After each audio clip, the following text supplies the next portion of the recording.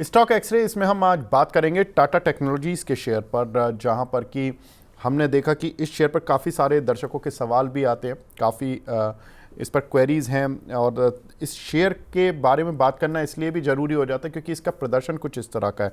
नवंबर 2023 में share list हुआ 1200 रुपये पर और लिस्टिंग डे पर ही ये 1400 रुपये तक गया। तो ज़बरदस्त धूम मच गई थी इस शेयर को लेकर कि टाटा का शेयर कितने सालों बाद कोई आईपीओ आया था और उसके बाद इसकी धमाकेदार लिस्टिंग हुई। और उसके बाद नवंबर 2023 से ही और नवंबर 2024 तक ये शेयर प्रेशर में रहा 1000 से और उस 1400 की रेंज में घूमता रहा। 1400 तो गया ही नहीं उसके बाद, लेकिन हाँ उस रेंज में घूमता रहा। और नवंबर 2024 के बाद तो और थोड़ा हालत ख़राब हुई कि 1000 के स्तर को भी इसने तोड़ दिया और फिर नीचे आता चला गया। अब ये क्यों गिरा शेयर, इसके पीछे कुछ वजह रही कि जो FY25, देखिए FY25 में जो 3 क्वार्टर रहे वो तो 2024 में ही काउंट होंगे दिसंबर तक, और जो चौथा क्वार्टर होता है उसकी वजह से फाइनेंशियल ईयर बनता है। मार्च में जो ख़त्म हो गया FY25, उसमें कोई मुनाफे में ग्रोथ नहीं रही।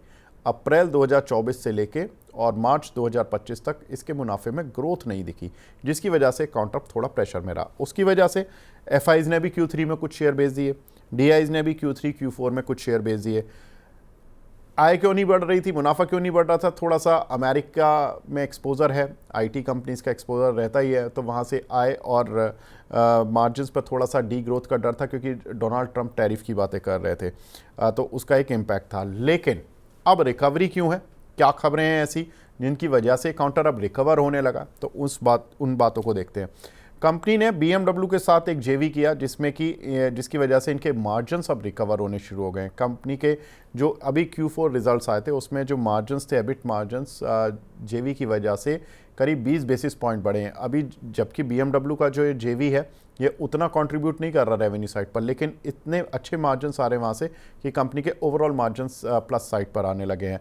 साथ ही प्रॉफिट मार्जिन देखें तो केवल BMW JV से ही जो नेट प्रॉफिट मार्जिन है वो करीब 190 बेसिस पॉइंट का बूस्टर मिला है।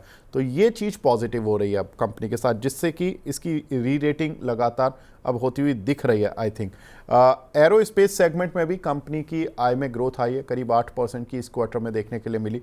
तो ये एक स्पेस और है जो कि कंपनी के लिए अच्छा कॉन्ट्रीब्यूट कर रहा है। FY25 जो पिछला साल गया था उसमें कंपनी ने 17 नई डील साइन की थी।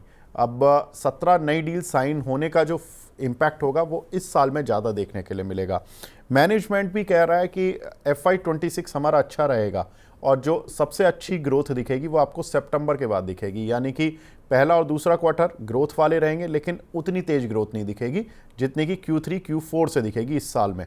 तो ये बहुत इंपॉर्टेंट साल है कंपनी का, मैनेजमेंट खुद कह रहा है और टाटा का मैनेजमेंट कह रहा है, तो उनकी बात को एक वेटेज देता मार्केट, तो उनको लग रहा है कि एक अच्छी ग्रोथ आने वाली है इस साल। कंपनी डेट फ्री है, ये सबसे बड़ी टेंशन होती है, वो टेंशन है नहीं कंपनी के साथ। 900 करोड़ रुपए का कैश पड़ा हुआ है। वैल्यूएशन देखें, ICICI डायरेक्ट की एक रिपोर्ट देखी हमने, उन्होंने बताया कि FY26-27 में जो EPS है इस साल तो 17.4 रहेगी EPS और अगले साल 19.9 हो जाएगी, तो यानी कि ग्रोथ आ रही है। इस साल जो FY16 में जो EPS थी उससे FY25 में जो EPS थी वो करीब 16 रुपये की रेंज में थी, उससे बढ़कर इस बार 17.5 रुपये के करीब आएगी और अगले साल लगभग 20 तक ही पहुंच जाएगी।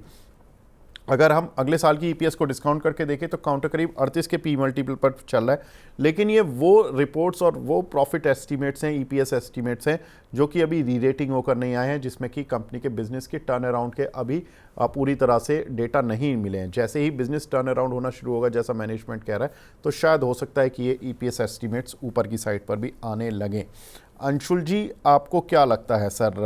आप तो वैसे इस काउंटर पर बुलिश भी रहे हैं, आई नो कि आपके पर्सनल पोर्टफोलियो में भी तो बहुत ज़्यादा तो नहीं बता पाएंगे, लेकिन सर रेजिस्टेंस बता दीजिए कि क्या रेजिस्टेंस है इस काउंटर के और किन सपोर्ट्स पर एक जो निवेशक हैं जो इस प्रोग्राम को देख रहे हैं उनको इसको पॉजिटिवली सोचना चाहिए कि हाँ ये ठीक लग रहा है शेयर। तो देखिए, इसमें वो परफेक्ट स्टॉक है जो मैं बार बार डिस्कस करता हूँ, आईपीओ किस तरीके से ट्रेड करना चाहिए। आईपीओ पॉजिटिव लिस्टिंग थी, थर्ड डे आईपीओ लो निकला 1189 पे, वहां से आपको एग्जिट कर लेना चाहिए था और स्टॉक को इंटरेस्ट लिस्ट में बनाए रखना था। अब पूरी फॉल खत्म करने के बाद 64 दिन का कप एंड हैंडल पैटर्न या आईपीओ बेस बना के ये स्टॉक चल रहा है। अब इस आईपीओ बेस से ये 50% रिट्रेसमेंट 973 तक कर सकता है। 973 के बाद फिर नया बेस बनेगा और ये स्टॉक ऑल टाइम हाई की तरफ चलेगा। तो जो आईपीओ बेस बनना था बन चुका है, फेल होने की प्रोबेबिलिटी लगभग ना के बराबर है। 973 50% रिट्रेसमेंट कर लेगा, उसके बाद ऑल टाइम हाई की तरफ जब नया बेस बनाएगा तो निकालेगा। तो एक दो बेस लगेंगे इसको ऑल टाइम हाई निकालने में। तो एक बार कंसोलिडेशन के बाद मूव, फिर 60-65 दिन का कंसोलिडेशन, मूव, फिर 60-65 दिन का कंसोलिडेशन, अगली मूव में ऑल टाइम हाई निकाल देगा। जनरली इस तरीके का होता है। आपको स्टडी करना है तो आप बीका जी का चार्ट स्टडी कर सकते हो। पूरा टारगेट अचीव करने के पहले 2-3 बेस बनते हैं, तो वही 2-3 बेस बन रहे हैं। तो सर इमीडिएट बेस कहाँ पर है और इमीडिएट रेजिस्टेंस कहाँ पर है, बस वो बता दीजिए ताकि दर्शकों को एक शॉर्ट टर्म का टारगेट और स्टॉप लॉस पता लग जाए एक तरह से।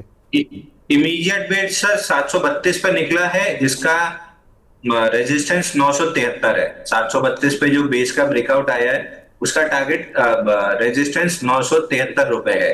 973 आने के बाद फिर नया बेस बनाएगा। बीच में मोमेंटम प्लेयर्स के लिए रेजिस्टेंस है, हर रेजिस्टेंस पे थोड़ा सा अटकेगा, तो 802.90 है, 841 है।